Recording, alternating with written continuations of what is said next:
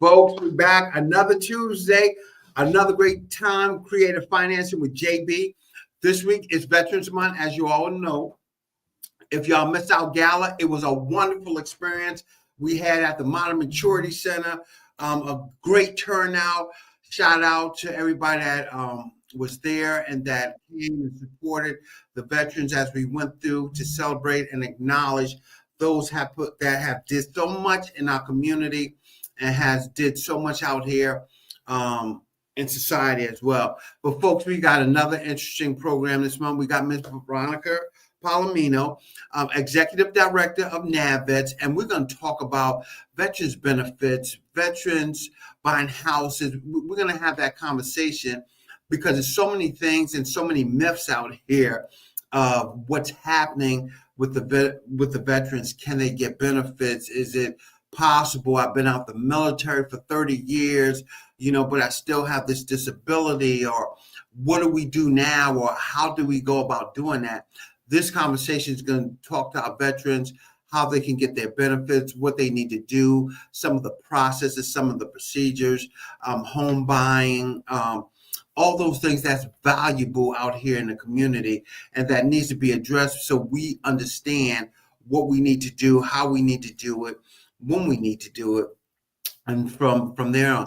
But I'm going to let Miss Veronica introduce herself a little bit, give her a little backstory of how she got in this veteran game and go from there. Veronica, it's all you. Thank you for having me. I appreciate it. First and foremost, I always give credence and kudos to all my veterans, everyone who served, Guard, Reserve, active duty. I know that I've come from a military background, 23 years. I've a United States Air Force veteran. Actually, my dad retired in Dover Air Force Base. So this is like the third time I've actually lived in the state of Delaware as a dependent, and then now as a veteran. So I'm so excited to be here and giving out all this information to all of our veterans, their spouses, their family members, and to everyone who needs to know anything about their veteran benefits. And, what we can do as an organization, as a people, and as a tribe, and as veterans to help out other veterans helping other veterans. So that's what we do.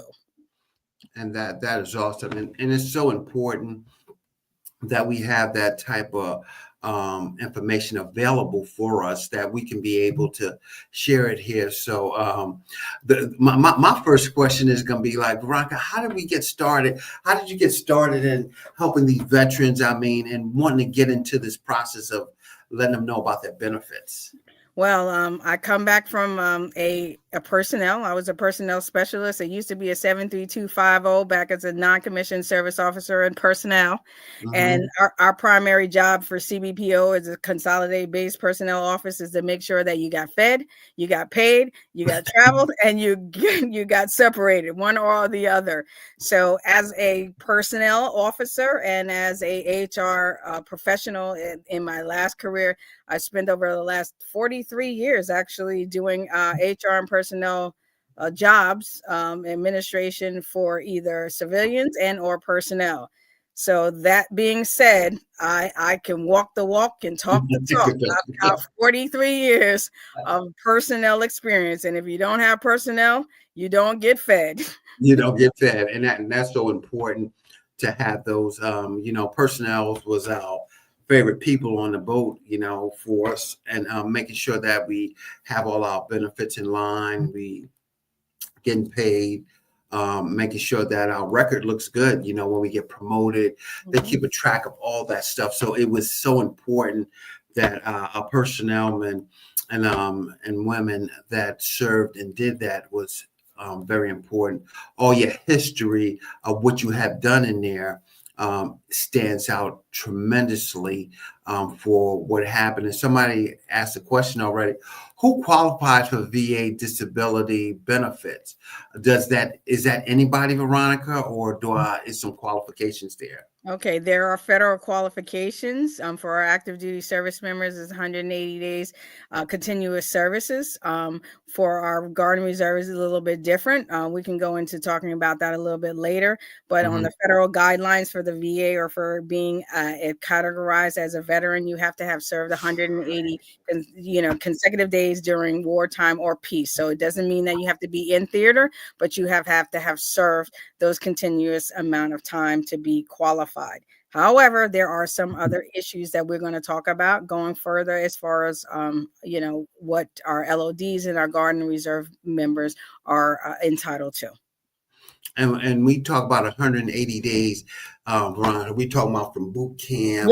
Yes. From the time you raise your hand, you raise it twice, right? So you raise it the first time to protect the Constitution of the United States against all enemies, foreign and domestic. And then when you get back to before you get that 4:30 a.m. call, you also raise your hand again to protect the Constitution of the United States against all enemies and foreign and domestic. And then your time actually will start. So so we're looking at time in, and then we go from there. From so 180 days. So anybody out there with 180 days that they have served active, you're eligible for benefits. You're eligible to be able to get those benefits that you're entitled to for it. And once we get those benefits, we start to move forward. So, Veronica, after we serve those 180 days, the question is, do I have to be honorably discharged and be entitled to those benefits, or can I get those benefits if I'm still active? Okay, so as long as you're not dishonorably discharged, okay, you are entitled. So you can have honorable discharge, you can have under honorable conditions, you have a general discharge. And again, it all depends. So I'm going to say everything other than the dishonorable discharge, court martial, or haven't served any within the criteria of the federal government's guidelines or the Department of Veterans Affairs when they're telling you what your eligibility is as a veteran. So next question, if I am dishonorably discharged, I can never get benefits. That is not correct. You can apply for a upgrade, but my experience is I have never dealt with someone who's had a dishonorable discharge or a court martial. That's something that I would relay back to the VA for their guidelines under the federal government guidelines. Mhm. Because again, I'm thinking that as long as it's anything other than dishonorable discharge, then you should be able to seek out, not guarantee, but seek out your benefits through the VA. Wow. And first, let me do a disclaimer since we're talking Yeah. about characters of discharge and federal guidelines. I do not work for the VA. I would also have anyone that's on this call to understand that they can go to the va.gov website and see what the criteria, eligibilities, or entitlements are based on their particular criteria. Perfect. So folks, y'all, we have a website that's available that we can look that up, make sure that see if your eligibility is there, see if you qualify for some of these things. And as you see the email going across the screen as well, send an email to ask a question that we can be able to answer. We can probably interact and give you some understanding of what we do so we can educate you. Let you know this is a free service through NAVETS that we offer, so we can educate our veterans that have these questions, and they need to get those answers for it, because we have a lot of veterans out here that don't know how to do it. I was one of them for a while and didn't understand. Injury and illness sustained while in the military. Right. So we can talk about 10, 20, 30, 40 years, going forward into our future. But we definitely want, when you're talking about compensation and service connection, we want to make sure that people are clearly aware that it's injury or illness of sustained or something that falls under either the PACT Act or something along those lines when you were in theater that constitutes the for you to go and apply for. You can apply for it. No one's saying you can't apply for it, but you would need to make sure that you have the proper documentation prior to you applying for something. And then you can contact our office. You can email us. We can schedule appointments. We can look. Everything is a case by case. No two veterans have the same case history, nor are going to be applying for the same exact thing. Absolutely. And you folks, you see the number going across the screen, 302-310-4429. Give us a call. If we don't answer, leave a message. We'll get back to you so we can make sure that we follow up and answer any of those questions you have. Also, you see the website go across the screen as well that we can answer as well. Our next question says, can you work and get VA disability? So does VA disability stop me from working? No, not at all. Not at all. So folks, you can be employed and get your VA disability for your compensation for whatever happened in there and anything that you have service connected in there. And Veronica, you said something interesting. The PACT Act. Tell us what the PACT Act is a little bit. Congress enacted in 2022, if I'm not mistaken, just recently, because we're only in 2025, some items that fall under the PACT Act based on the service members' service in theater or different areas. The VA has found, and again, I don't work for the VA, so I'm saying that as a disclaimer. I do not work for the VA, but under that, there are certain items that they will be considered service connected just based on where you serve. So we're, Afghanistan, Iraq, Kuwait, there's like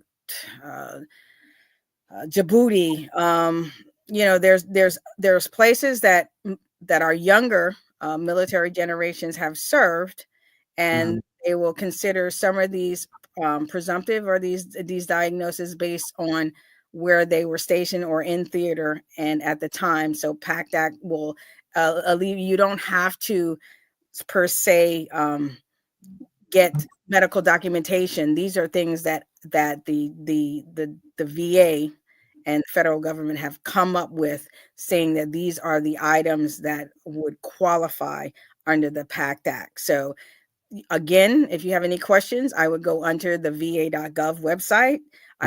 I would put in a search engine, like everyone knows how to search under Google, and put PACT Act items, and then they will look at those PACT Act items, and then your services are either presumptive or based on your service in those particular areas.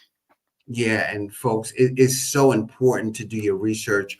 Check that information out. Make sure that we get that information so we can be able to provide those understandings and clarity, because we have a lot of veterans out here that's seeking some assistance, and we want to make sure that we reach out to them, that we provide them with this and give them what they need so they can get the services that's available for them. And somebody asked a question, Veronica, what does TDIU stand for? I guess total disability. Total disability, right? And I'm right. You got it. So tell us a little bit about that. What is that?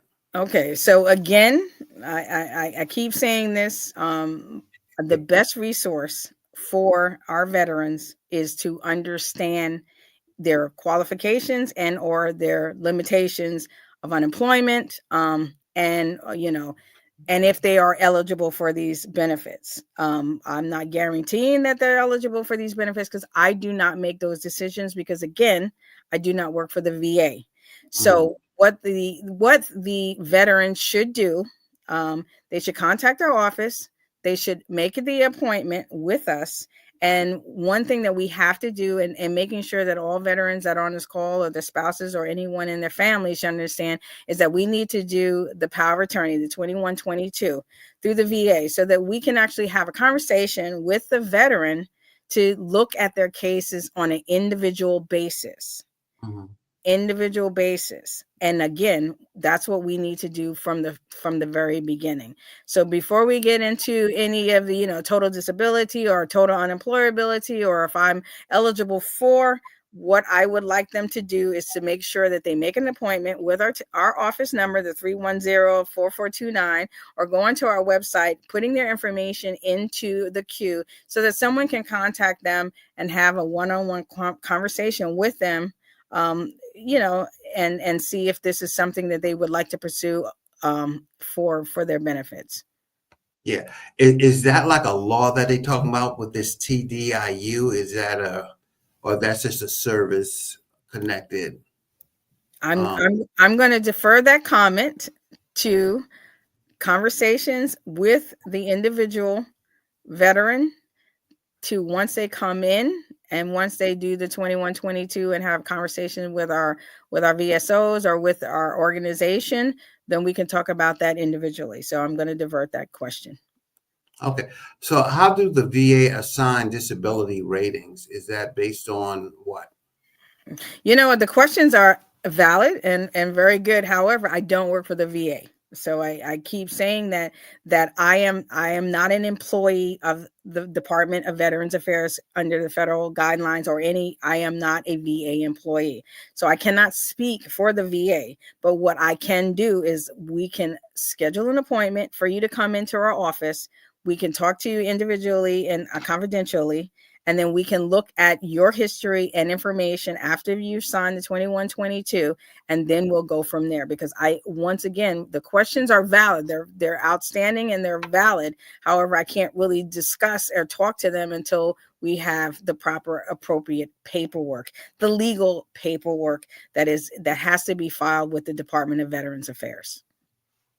Okay, so we don't know, because I think what they're asking, what is it? I don't think they want to. Is that just something that the VA gives you once they check you out, or? VA ratings are given by the Department of Veterans Affairs, not Okay. with that. We have nothing to do with the rating or the rating that the veteran would receive. We are just the person like personnel. What we do is we file the paperwork with the VA, and the VA makes the final termination of the rating for the veteran. So that's not a question that I cannot answer. Okay. Do you pay taxes on VA disability benefits? The VA disabilities are tax-free. Tax-free benefits, folks. So if you're getting VA benefits from that, you're you're not paying taxes like you do for a regular W-2 job. Right. You'll be able to get that money if you're awarded whatever you're awarded, $1,000, $2,000, $3,000. That is what that money is going to be. Right. And I would defer that to their accountant, because there's certain things where people have pensions or, that retired from the military that have Social Security. So there's other taxable, questions that, again, I am not an accountant, that they need to defer to their financial accountant as far as their VA benefits or disability benefits may or may not impact their overall taxable income. I am not a tax professional. Yeah. Somebody asked a question again. What is a PACT Act? I think we went over that. If you can maybe somebody just got on and didn't hear. The PACT Act is Congress passed an act and in 2022, letting the veterans know that if they were in theater or if any conflict during their time, and some of the presumptive diagnoses that they may have be experiencing today after they've come out of the military may be covered under that federal guideline. For it, so it's a act that was passed by Congress. Mm-hmm. That you might be entitled to. You have to make an appointment, so that can be discussed further in hand, one-on-one, because everybody's going to be different. Yes, every veteran individual case is different. Yeah, for it. So you'll have to know. You'll probably see a lot of stuff all over the internet when you Google and stuff like that. Yeah, for it. But you have to look at your individual situation, your individual circumstances, what you're dealing with, to figure out if that's something that you're part of or entitled to or you have suffered from. What does non-compensatable mean? Non-compensatable means that they found that the rating was attached to or had some type of service connection. The CFR found, or the raters found, that it was something that was connected to your service, meaning something, injury or illness that you had sustained while you were in the military. However, it doesn't rate it. There's a non-compensatable rate, or rated at 0%. Again, I don't work for the VA. I am not a rater, so I don't want, but if you look under va.gov and you look at the particular rating for your case individually, it may come back and say, yes, we feel that this is something in service or something that was in your military service or medical records. However, it's non-compensatable as far as what the regulations dictate. Yeah. Someone said, can I get my service record from va.gov or some? You need to, well, you need to go back to your branch of service, and on the National Archives, or they have Army, Air Force, Navy, Marines, and Coast Guard, and I'm sure Space Force at this particular point. But you can go back and look under the National Archives and ask them for either your medical records, your military records, or your award records that you had received during your time of service. And doesn't mean that even if the service member is not here or is deceased, their claimant or their next of kin or someone could also request their medical service records from that department to which they served under. Perfect, folks. So get your medical records, have that stuff handy. It's something that you're going to need if you're going to go through the process, and something you need to have anyway from your DD 214 and so on. Those type of things are very fundamental to have as your records if you're going through the process as well, to get a copy of the service record, and you should have it anyway. Yes, you should always have a copy, whether it's if you're getting out, whether you're coming out of the military. They usually give it to you somewhere between 190 to 180 days, but which is more likely now than it was when I was in the military, and definitely more likely than when my dad was in the military. My dad retired in the 90s after 23 years in the United States Air Force, and then of course I came out and went into the military, so I came out at a certain particular time, but I made sure that when I separated from service, between that 90 to 180 days, that all medical documentation and all records came with me. So what we always tell people, like, I've been beating this horse for about 40 years. So I've been standing on the soapbox for about 40 years at this point. Anytime you're coming out the military, you have a certain amount of time. Please make sure you either visit your VA hospital or facility close to your separation or your home of record, number one, within that year. And number two, make sure that you are keeping your documentation or your medical records for anything that may come up 20, 30 years from now. An example, a lot of people come out of the military and do not expect that they had a car accident 20 years prior to them getting out the military, and that has caused some other issues. And I have myself personally have my medical records from every treatment that I received while I was in the military, and that was over 40 years ago. Wow, important stuff. And the next question is, if we schedule an appointment, what do I need to bring with me? Well, again, first of all, if you do not have your service treatment records, go to the National Archives or go, va.gov. Again, I always say va.gov is your go-to search engine. Getting those military medical treatment records are very important. For anybody, for any organization. We love all organizations, whether it's a VFW, whether it's a DAV, whether it's American Legion. All organizations are here to service the veteran. That is the most important thing. We all served our country. We all raised our hand to protect the Constitution of the United States against all enemies, foreign and domestic. We all wrote a check to, including up to our life, to protect this Constitution. So we are entitled as individuals who raised our hand and volunteered our service to protect and or up into our life and giving all of the things that we have done for this country are entitled to get those medical records from the Department of Veterans, which are Army, Air Force, Marines, Navy, Coast Guard, all of the places that I tell people to do. So if you're not in the VA healthcare system, my number one takeaway from tonight is please go to the VA outpatient hospital, the closest facility that you have wherever you're calling in from, and make sure that you do the 1010 EZ, which is the eligibility of enrollment. Eligibility and enrollment, they would ask you to bring your DD-214. You bring your DD-214 with you so that they can put you into the VA healthcare system.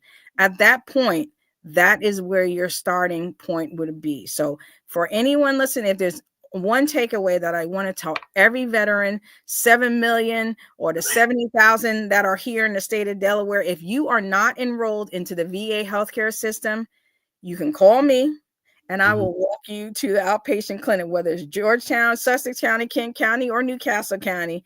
I will walk you in there myself with your DD-214 to make sure you are enrolled into the VA healthcare system. Please do that for me. That is perfect. So we understand that DD-214, that's our discharge papers that tell us what type of discharge we have, how long we served in the military, what awards we received while we was in the military. It's a sensitive document that we should have, that we should keep in a kind of secure spot, so we know where it's at when we have that. You're going to need one of those when you come in and schedule an appointment. When you have it, if you have your medical record with you, that's even more grander to the thing. So when you walk in and you have those conversations, they can, Veronica or Commander Little or whoever's going to process your claim or assist you with that will be able to give you that information you need for the stuff. So you have to keep that in mind to help you, and don't make a lot of trips back and forth saying, oh, I brought my DD-214, but I didn't bring my service record. You got to come back again. Save yourself some time of running and stuff. And it's a process, folks. It doesn't happen overnight. It takes time to do it. So you're going to come in and you're going to get that assistance. Please don't call every week to say, hey, it's my stuff coming, because this is not like rapid return and stuff on this stuff. It takes a little bit of time to get this. If you waited 30 years to get to this point, then waiting 3 weeks, 3 months, whatever the circumstances are. And again, the takeaway is that we all serve, active duty, Guard, Reserve, we all serve for this country. We raised our hand and we deserve the benefits that we are entitled to. If you're not receiving your benefits and you feel that you are entitled to them, we will definitely be glad to see you, schedule you, and try to help you understand and navigate the system. But if you don't want to see us, the VA has a beautiful, beautiful website. I volunteer for the VA. I have been the strongest VA advocate for the last 30 years, from Florida to Virginia Beach, all the way back up here. So please don't feel some kind of way that you didn't deserve it. You didn't serve long enough. You didn't get hurt. You didn't do this. You didn't do that. As long as you served your country, please, please, please reach out to us. Again, reach out to us. But please just reach out to someone so someone can give you at least the guidance and help you to understand or navigate, or at least understand what the VA is providing for you. But for me, VA is my number one number. I love the VA. I've been banging this drum. I've been on this soapbox for almost 30 years. So for me, the VA is like my right arm. I could not get up in the morning and not think about the men and women who serve in the VA, not to mention what they provide for our servicemen and women in the military, armed forces. And, they do such a fantastic job. It's incredible the job that the VA actually does that people just never get credit for. And that's important. We thank all of our providers out there at the VA that assist us every time we go. And somebody asked, what is the average timeline for processing that VA disability claim so high? Is it like 140 days to just process? So every claim is different. So with the DICs, I know that the VA tries to get that done in 2 weeks, which is the survivor benefits. Wow. As far as there are two different kind of claims. There's a standard claim and there's a fully developed claim. When you're coming out of the military, what we do is with your fully developed claim, you already have your Genesis records, or you have your records already on disk. So that's why we tell our men and women that are coming out or separating or getting to retire or just coming out of the military altogether, please come and see us within that 180 days, because by the time you separate, you'll have your decision. 90 to 180 days. As far as our standard claims, or as far as their standard claims are, because again, I don't work with the VA, it all depends on what they need from their medical, from their primaries, so again, I don't work for the VA, but I will tell you that the raters and the individuals that work for the VA, that do compensation pension exams, all of the subcontractors, all of them, they are trying very hard to get these claims processed expeditiously, to get them in and to get them decided and to get them out. For me personally, as a disabled American veteran, it could take a little bit of time. It could take a long time, but it really depends on if you've waited 30 years and you've never filed a claim, 30 days, 60 days, 90 days, 120 days is really not a long time to wait. Right. For it. It's good. What evidence do I need to support my VA claim? Am I supposed to bring anything else? Yes. With us? And well, again, injury, illness sustained while in military service or while on military service. From an HR standpoint or from personnel standpoint, we know that our active duty military personnel are on call, or they're actually 24 hours a day. So when you were working at a certain base and something happened to you, whether it's a car accident on a Saturday or a Sunday, you technically are really active duty 24 hours a day. Okay, so let's start with that. Secondly, that yes, we would like to have your military service records, but we do understand that sometimes people just can't find them. They don't exist. They burnt up, whatever the circumstances are. So what we have to do is we have to work our way backwards.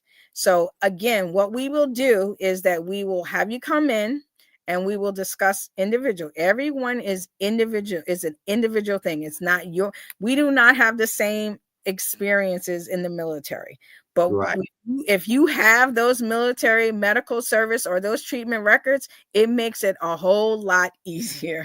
Because I can tell you right now, I remember in 1987, 1988, 1989, this is how far back I go, that I still have medical treatment records from Stuttgart, Germany, from a hospital, from a doctor, from a captain, from a signature. So I saw medical records today from 1973. So I'm saying to you that, from our Vietnam era veterans to our Vietnam veterans to, from all the way up to where we at, our Desert Storm, our OEF, there are medical records out there if you had any treatment done while you were in the military. Wow. And that's important to have, folks, your records to, and I didn't know when I was getting out, I should have ask for a copy of my record for it. I Probably figured gave them to you, but you probably left them with your in your, in your with your jackets and in we used to call them foot lockers, and that. probably left at your mother's house, and she sold the house and threw everything out. But Right. at the Right. end of the day, when you separated from the military, at least Mhm. I know when, as from a personnel separation person, we provided you with that document or those records that used to be in these old folders, and we used to put all of these things in, in the folders, and then we'd hand it to you.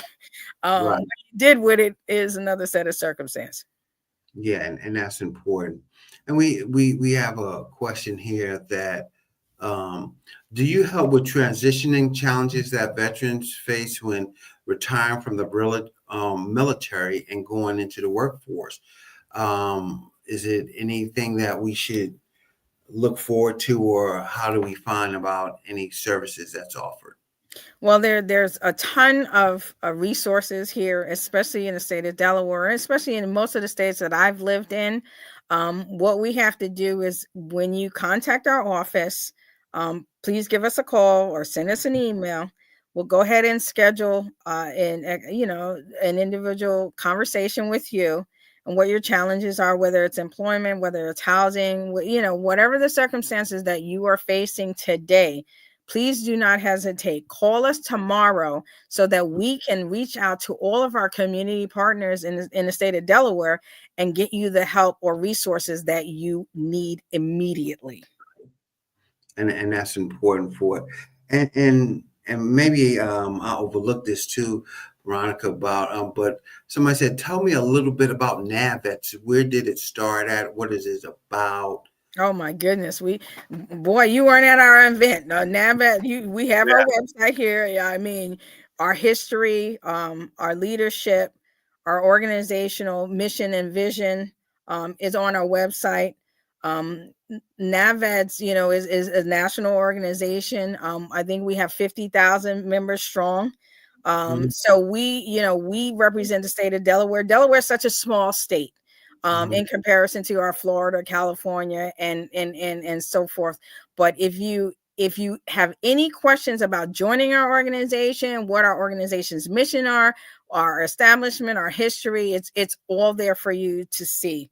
So I would definitely, when we get off this call or this Zoom or this thing, to just go to the website, look at it, see the history, see the people, see the organization, see the structure, see our, or our commanders, see, our national commanders, see what we are doing in the community, how we are actually helping. And not only, African American, we're helping all individuals, all veterans, all together, all races. We need to come together as an organization and then come together as human beings to help all people, not just one race of person, not one, nothing. We are here to help veterans. I don't see color when I see veterans, because the person who served beside me may not have been the same color as I was, but they had my six at all times. So we have to support all organizations across the board to helping our veterans, because our number one issue is helping veterans, period.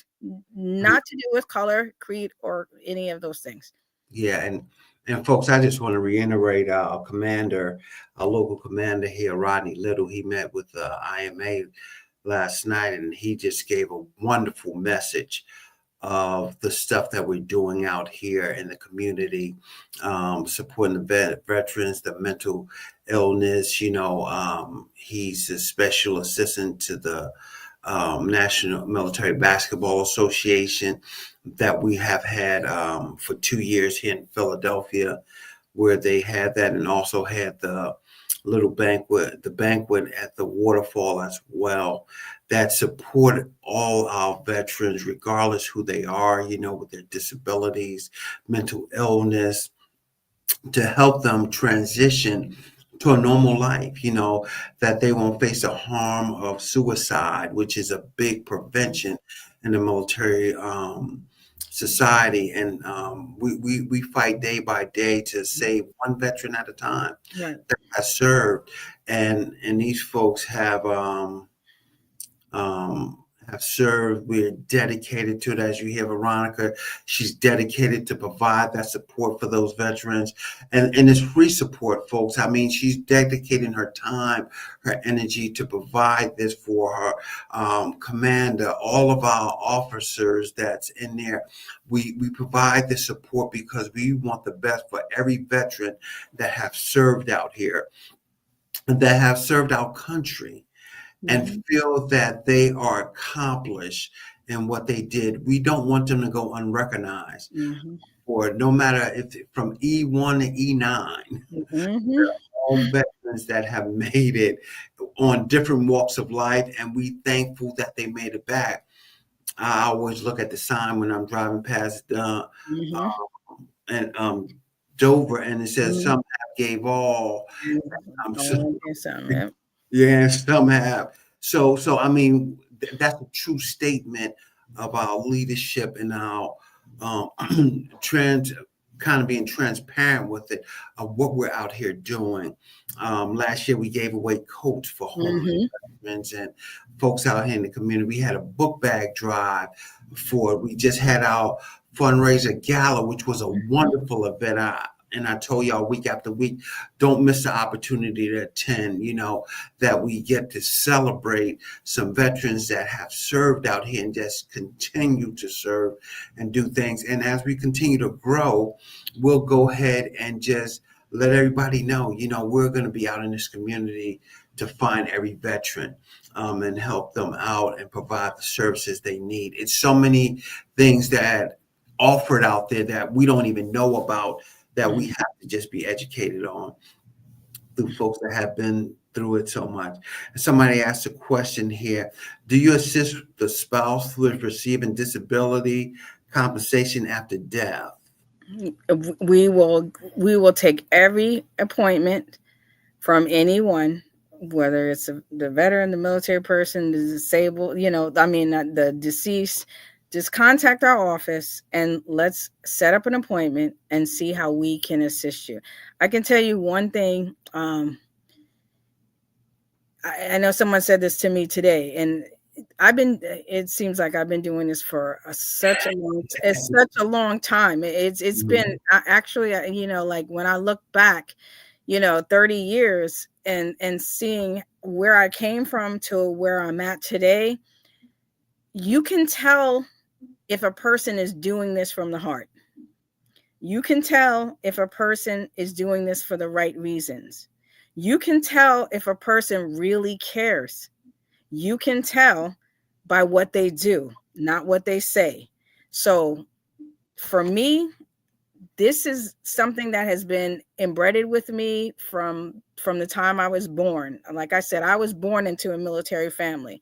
All of my cousins and aunts and we've all been a military family. So when you come from a womb and you go to the tomb, your feeling about helping every single person that you come across is going to come as genuine.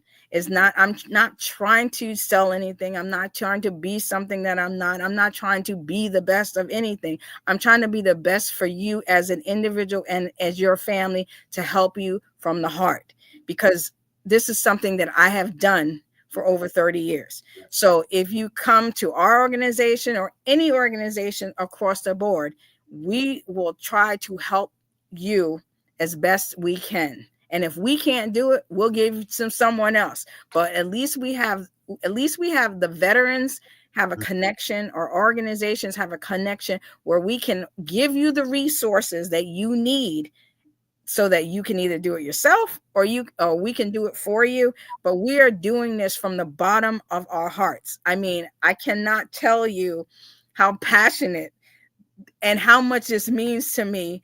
And I know my Father is looking down upon me, and everyone that's gone before me, and everyone who has served before me, and everyone who has done before me, and everyone who's come before me, and everyone that's going to come after me is going to look at this and see, listen, this is something that I need to do. And if Right. this is something you aspire to do, come see me, because I will make sure that we put you on a board. We will make sure that you serve your employer support of the Guard and Reserve. We will make sure that you become the trainer. We will make sure that you become the next VSO. We will make sure that you are servicing something that you are passionate and that you care deeply about. And that you can't buy. You can't buy it, folks. It's a privilege, it's an honor just to be back and to have that service. And somebody else asked a question: are the veterans benefits available? Are the following benefits available to veterans: education and housing assistance for that? And I want you can chime in there, Veronica. I'm gonna let you start with the housing assistance on And that. we provide housing assistance. As you know, I always work with my veterans when we're doing veterans loans and stuff, just so they'll be able to get the understanding of what they need, how they get it, what's the benefit of them getting it. You have to have your certificate of eligibility for it, and you want to make sure that's available for you. For when you come and do your home loans, so you can be able to get that house you need. That certificate of eligibility outlines, as Veronica said earlier, that 180 days that we talk about here for it. So you get your certificate of eligibility, you get 100% on your VA loans. You still have to come up with closing costs, but you're 100%, no down payment. Thank you for your services. I tell you, let's find the house. I remember when I came out the military, that was the first thing that I looked for when I went to the hospital, other than my VA benefits. I made sure that once I got out, I went from McGuire, I went right on over to the hospital, signed up for my benefits and went for that. But then I went to this to get my certificate of eligibility. And I don't remember, but I think I still have the original certificate of eligibility. It used to be on a little yellow piece of paper about this big.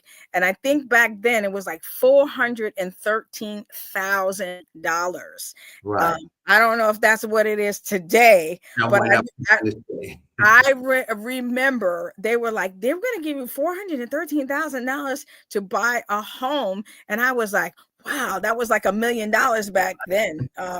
So I remember the certificate of eligibilities. I remember going to the hospital, signing up for benefits.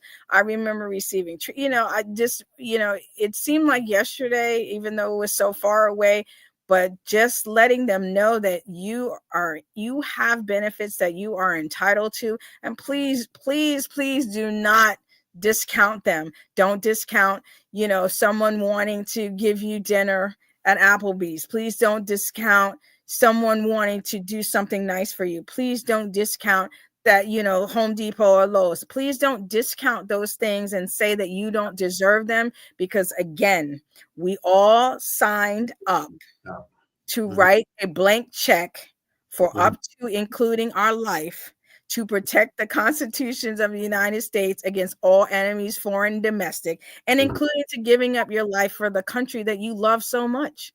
And that's what this is about. So when you're getting those benefits, this is the thank you for doing that service and for providing that service. Education. I remember when I was so excited when I got out, I used my GI Bill, and I was like, oh man, I'm gonna get paid for school, because I had the opportunity to get some college for free, and they paid for my service. I mean, that was a wonderful contribution that I had when other people were taking out student loans and getting that other tuition assistance and Parent Plus loans and so much, that I had my GI benefits, and I'm like, I'm a veteran.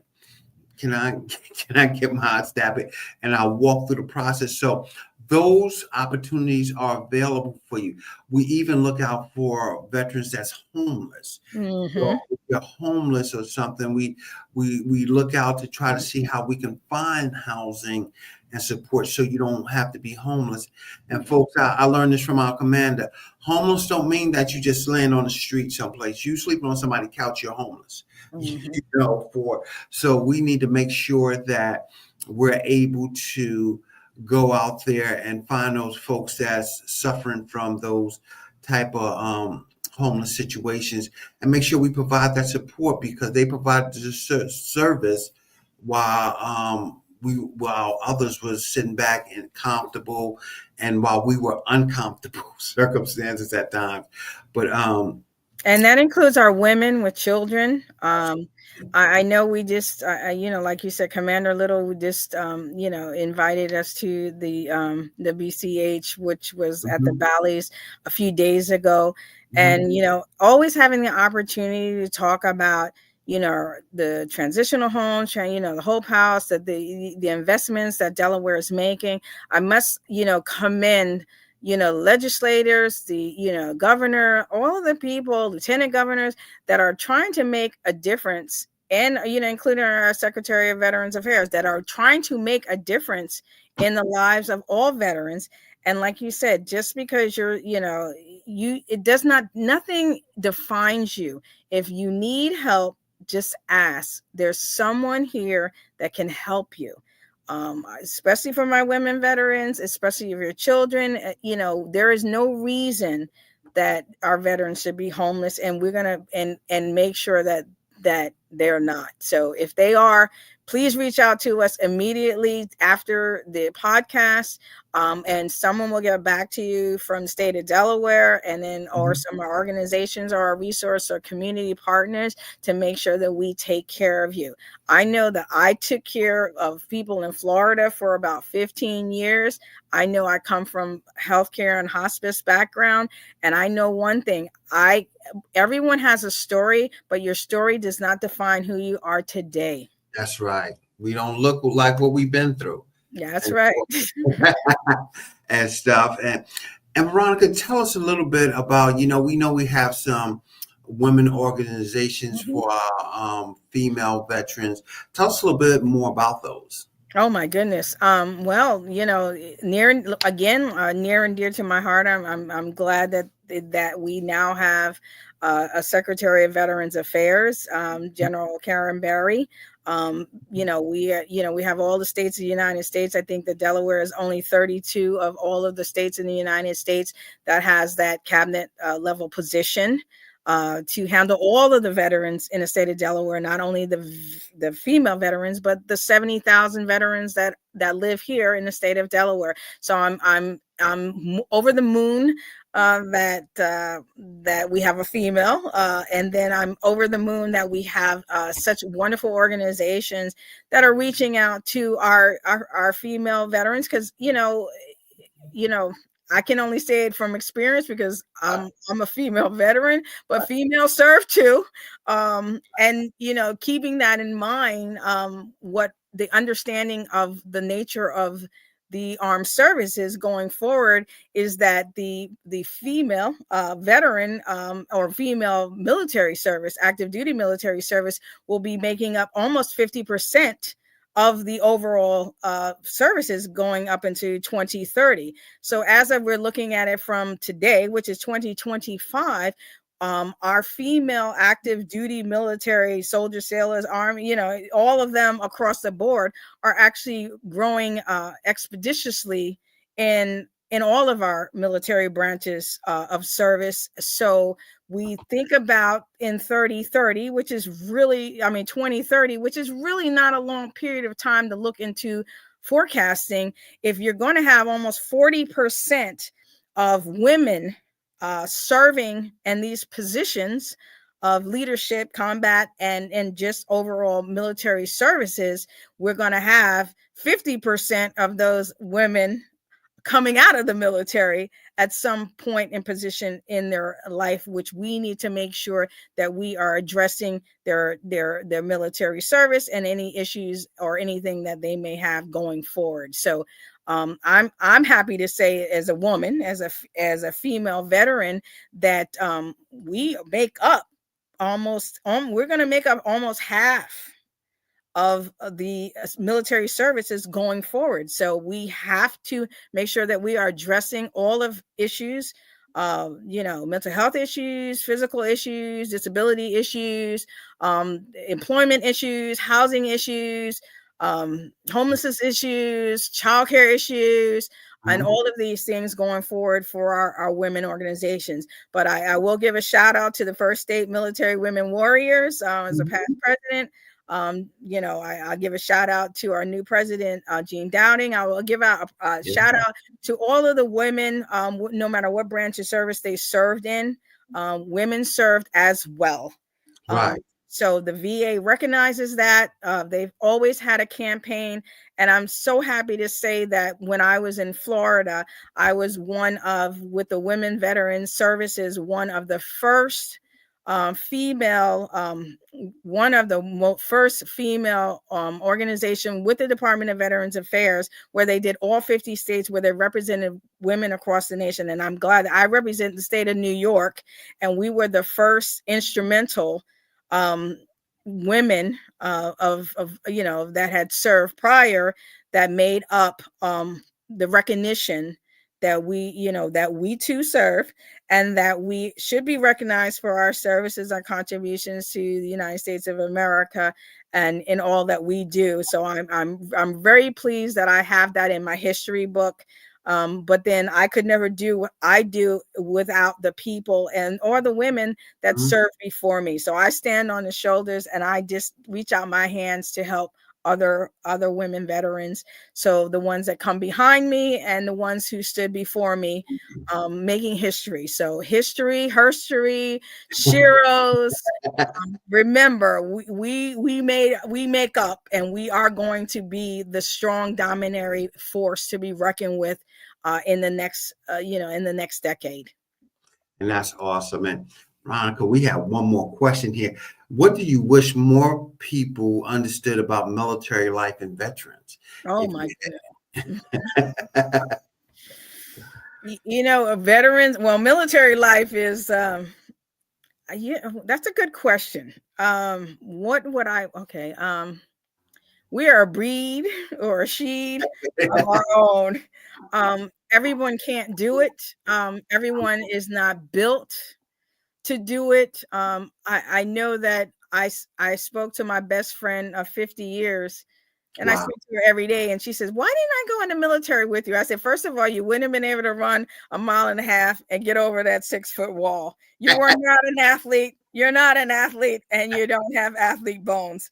So for that, I would say, from an athletic standpoint, or for someone who was born into a military family, who recognize the sacrifices that came with the separations of the service, for a person who graduated, went to junior ROTC, who graduated, top of, from all of the things, it's just a different mindset that military people have, which makes us the strong individuals that made it through 20 years, 30 years, 10 years, 5 years, 2 years, one, whatever the how long you put in, you did it because you were mentally and physically prepared to do what it took to do what it took.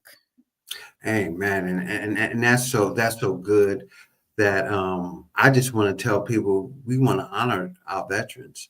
We want to honor those people that spent 20, 30 years in the military, that's serving right now, that's going through situations of being away from family during the holidays, that's facing homelessness, that our veterans that's facing ailments and aching and health conditions, give a shout out to them. Just thank them for their service. When you see them, just honor them for what they have done over the time. Some have lost limbs to fight the good fight, to walk that walk, to stand proud for what we do, and I just go back and I shout out to all my sailors out there. I'm a Navy vet that, was out there on that water, that seen so much happen, that we traveled, we built a bond that was going to stay with us forever. We still speak to people that I was in the military with. They still are important to us, and we still thank them for their service, for their life, that they can go now that we made it, and we can still talk about it. But as we get ready to end the show, I'm just thankful for Veronica, that's able to attend. Providing this service is not easy, folks. So you see our office number going across. Call. As you heard the passion, Rodney, NAVVET, want to be that service to our veterans out here. Drop us an email at navvetsde.chapterchpt94@gmail.com. Drop us an email. Let us know what's going on out there. Let us know if you want us to show up. We have so many things in store that we can't even announce it, but I just want to take the honor and privilege to let y'all know that Veronica, she's doing an outstanding job. They're providing these services for the veterans over and over and over again, that we can help one veteran at a time, and we can change their life for what we're doing out here. Veronica, if you got any closing remarks before we go, I would appreciate that. Well, I've never been a person with lack of words. I can honestly say, and I used to say this a lot, if tomorrow was my last day, what would I think about the day? What would I've done the day before my last day? And I always say that we are put on this earth to serve. So I'm going to give it to the Air Force. It's integrity first, service before self, and excellence in all that we do. That's our motto. And I think that if you, as a human being, and as a military member and or veteran, we need to reach out to our veteran community and to our active duty military community and let them know we got your six. We're going to be here no matter what.